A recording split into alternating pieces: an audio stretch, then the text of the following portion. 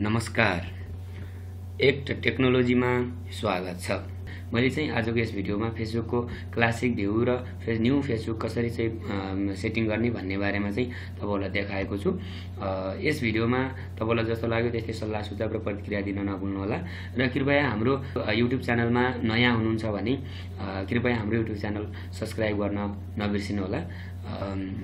आउनुस् भिडियोबाट सुरु गरौँ। जस्तो फेसबुक खोल्यो भने जस्तो मैले यहाँनिर फेसबुक खोल्दै छु। फेसबुक खोले। फेसबुक खोलिसकेपछि तपाईहरुको यस्तो फर्ममा जस्तो यस्तो स्क्रिन देखिराखेको छ। अब हामीले चाहिँ यसलाई चेन्ज गरेर जस्तो मैले यहाँ गएर यो भन्दा फरक किसिमको जस्तो यहाँ गएर स्विच क्लासिक फेसबुक भन्ने छ।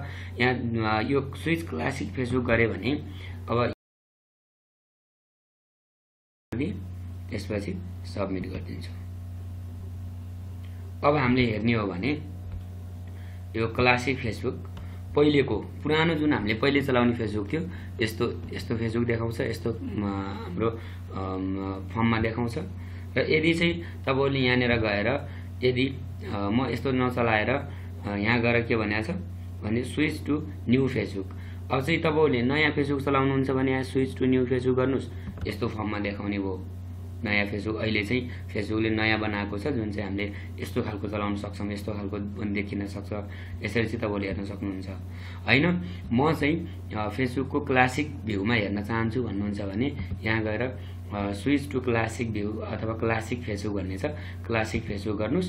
पुरानो फेसबुक जुन हामीले यहाँ यास गरेर सबमिट गर्नुभयो भने क्लासिक फेसबुक जुन हामीले पहिले चलाउने फेसबुक थियो त्यो किसिमको भ्यूमा देखिन्छ। यसरी चाहिँ फेसबुकको तपाईले चेन्ज गर्न सक्नुहुन्छ है। आफुलाई जस्तो बनाउनु छ त्यस्तै किसिमको बनाउन सक्नुहुन्छ।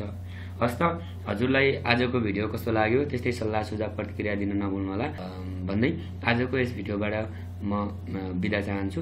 नमस्कार।